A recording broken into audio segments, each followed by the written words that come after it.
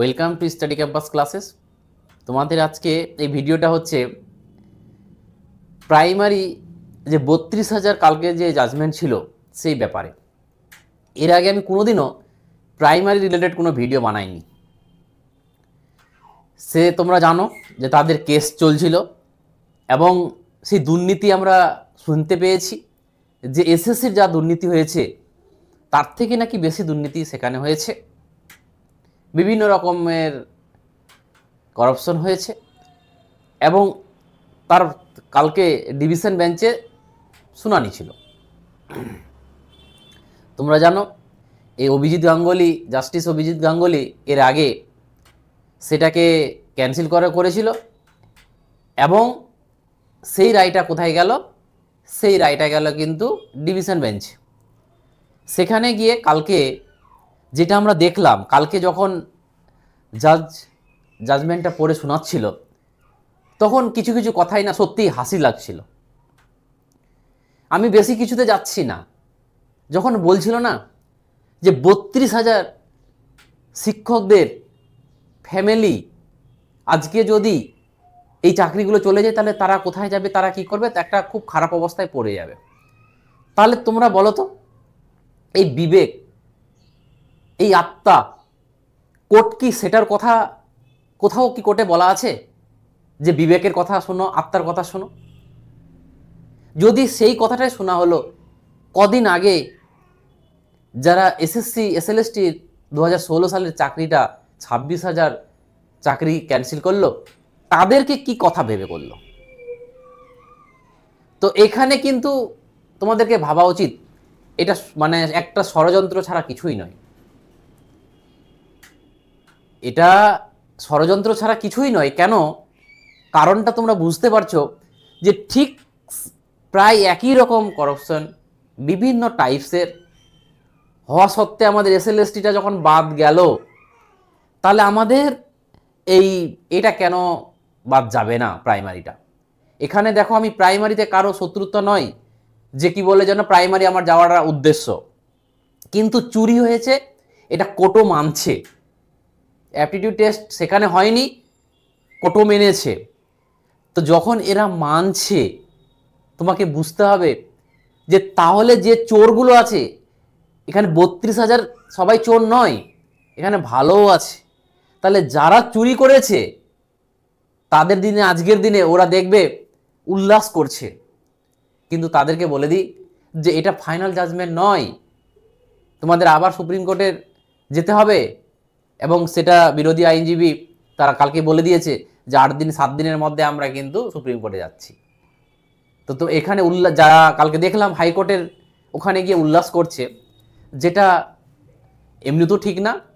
কিন্তু যারা যারা সত্যিকারে চুরি করে চাকরি পেয়েছে, আর যারা যারা ভিডিওটা দেখছো, তোমরা মনে করো তোমাদের আশেপাশে তোমাদের বন্ধুগণ বা তোমাদের প্রতিবেশী অনেকেই আছে।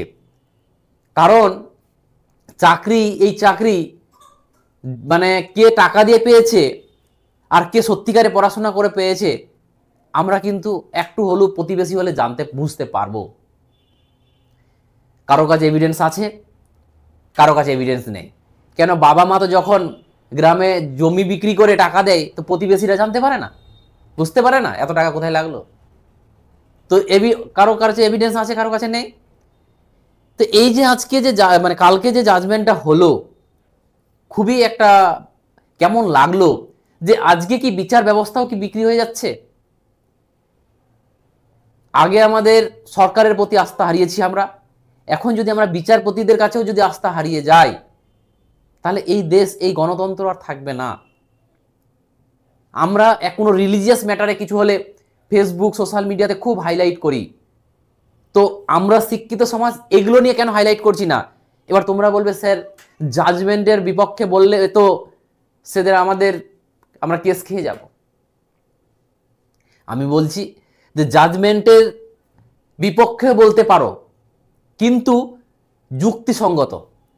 তুমি যদি যুক্তিসঙ্গত বলো, জাজমেন্টের বিপক্ষে বলতে পারো। সমস্যা কোথায়? জাজমেন্ট যে দিয়েছে, কালকে যে জাজমেন্টটা দিয়েছে, আমরা কেন এটাকে আমরা এসএলএসটির সাথে তো কম্পেয়ার করতে পারি। কিছু কিছু পোস্টার দেখলাম যে অভিজিৎ গাঙ্গুলি যেহেতু আমাদের মানে এদের চাকরিটা প্রথমে রায়টা উল্টো দিয়েছিল, তার জন্য তার মুখে কালি মেখে পোস্টার হাইলাইট করছে। তাহলে কোথাও না কোথাও যখন আমরা হেডিংটাই দেখতে পাচ্ছ কি লেখা আছে যে দিদিকে রিলিফ দিতেই কি এই রায়, এটা সত্যিকারে আজকে যদি দিদি যদি এই চাকরিটাও যেত তাহলে কোথায় গিয়ে দাঁড়াতো তোমরা ভাবো। যাদের বাবা যাদের দাদা আজকের দিনে টিএমসি পার্টির সাথে জড়িত, আর তোমরা আজকের দিনে কিন্তু টিএমসিকে সাপোর্ট করছো। আজকে কারো বাবা কারো দাদা বিজেপি পার্টি করছে তো ও বিজেপিকে সাপোর্ট করছে। কিন্তু সত্যিকারে আজকের দিনে ভাবো, যখন রাজনীতির পোস্ট এগুলো কিন্তু চিরস্থায়ী নয়, বাট যখন সরে যাবে তখন পার্টিকে তুমি নিজেই ঘৃণা করবে। আজকের দিনে ওয়েস্ট বেঙ্গলে কোনো লোক নেই যে পার্টির জন্য জান দিয়ে দিবে। আজকের দিনে যারাই পার্টিতে আছে তারাই হচ্ছে একজন বিজনেসম্যান এবং ওটাকে আজ বিজনেস হিসাবে নিয়েছে। খুব রেয়ার 1-2% আছে যারা ভালো পার্টিকে ভালোবেসে থাকে। তো আজকের দিনে কোথাও কিন্তু এটা না ধরে নাও বিচার ব্যবস্থা বিক্রি হয়ে যাচ্ছে। সেম জিনিসের জন্য কি করে দুটো ডেট হয়? 26,000 চাকরির জন্য কি তাদের জন্য কি ফ্যামিলি নয়? তারা যে আজকের দিনে 2 বছর থেকে সাফার করছে, তাহলে এটা কিন্তু বুঝতে হবে যে আজকের দিনে বিচার ব্যবস্থা কিন্তু ঠিক পথে চলছে না, কারো দ্বারা প্রভাবিত হচ্ছে। এবং সুপ্রিম কোর্টও শুধু হাইকোর্ট নয়, এর ভাববে না বিজেপি উল্লাস করার কিছু নেই যে শুধু খালি এখানে টিএমসি দ্বারা বা কারো দ্বারা হচ্ছে। বিজেপিও করছে, সব সরকারই করছে যেখানে যে ক্ষমতায় আছে। কিন্তু কোশ্চেনটা হলো সুপ্রিম কোর্ট আর হাইকোর্টের কাছে যে আপনারা নিজের অস্তিত্বটা হারিয়ে ফেলছেন দিনের দিন কারো কথা শুনে। তোমরা কিছুদিন আগেই দেখেছ যে তোমাদের সুপ্রিম কোর্টে একজন জাজকে একদম সামান্য অ্যাডভোকেট কি করেছে, জুতো ছুঁড়ে মেরেছে। আগের দিনে এই কথাটা শুনলে না বুকটা কাঁপতো যে জাজকে আবার জুতো ছুঁড়ে মারবে। তো আজকের দিনে সেই জিনিসটাও কিন্তু ঘটেছে এবং তার বিপক্ষে কিন্তু একটা কেসও করতে পারেনি। মানে যে জুতোটা ছুঁড়েছিল তার উপর একটা কেসও হয়নি, সবগুলো মাফ করে দেওয়া হয়েছে।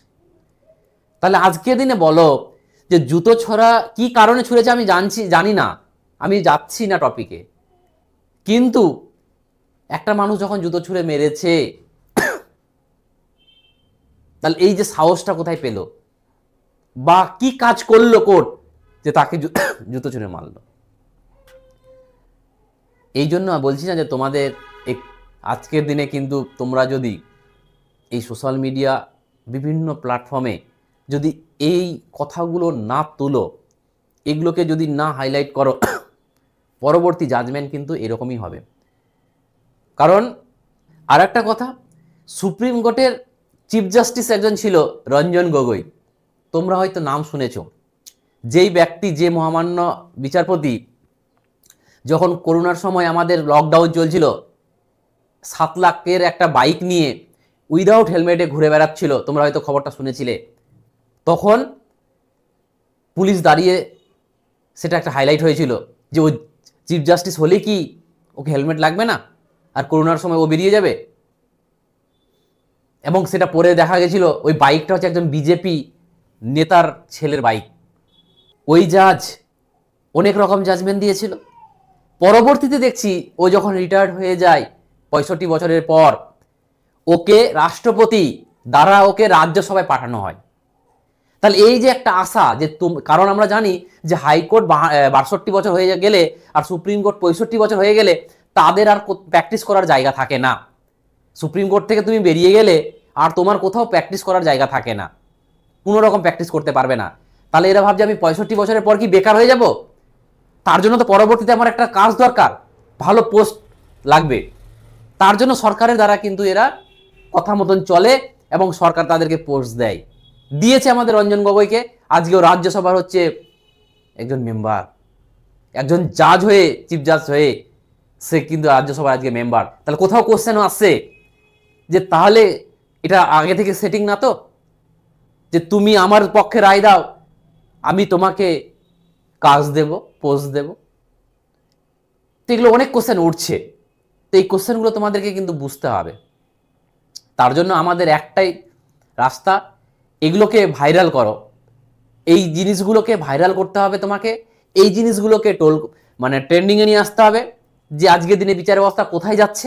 অবশ্যই যুক্তিসঙ্গত, যুক্তিসঙ্গত বললে কিন্তু অবশ্যই আমাদের কোর্টের অবমাননা হবে, কিন্তু যুক্তিসঙ্গত যদি আমরা বলি কোথাও অবমাননা হবে না, যুক্তি আছে। এসএলএসটিকে ওদেরকে বাদ দেওয়া গেল, আর এদেরকে কেন বাদ দেওয়া যাবে না? তার জন্য আমি তোমাদেরকে বলবো যে এগুলো সোশ্যাল মিডিয়াতে তোমরা যেমন রিলিজিয়াসগত কোনো ম্যাটার পেলে বলতে হয় না, নিজেরাই শেয়ার করে দাও, তো এগুলোকেও তোমাদের শেয়ার করতে হবে এবং জিনিসগুলো মানুষের কাছে কানে কানে পৌঁছাতে হবে যে আজকের দিনে আমাদের বিচার ব্যবস্থা কিন্তু ঠিকঠাক পথে চলছে না। তাহলে কিন্তু ঠিক রাস্তায় যাবে, না হলে কিন্তু আমাদের পরবর্তীতে একটার পর একটা শুনানি সরকারের পক্ষে যাবে। যে সরকার আমাদের ফান্ডামেন্টাল রাইট ক্ষুণ্ণ করতে চেয়েছে সেই সরকার আর কি ভালো চাইবে? তার জন্য আমাদের এগুলো একটাই রাস্তা, এদেরকে আমাদেরকে সবারই কানে কানে পৌঁছাতে হবে। এই জন্য তোমরা কিন্তু ফেসবুক, হোয়াটসঅ্যাপ যা যা যে চালাচ্ছ প্রত্যেকটা জায়গাতে শেয়ার করা উচিত। তো চলো পরের ভিডিওতে আবার দেখা হবে। Thank you, tata.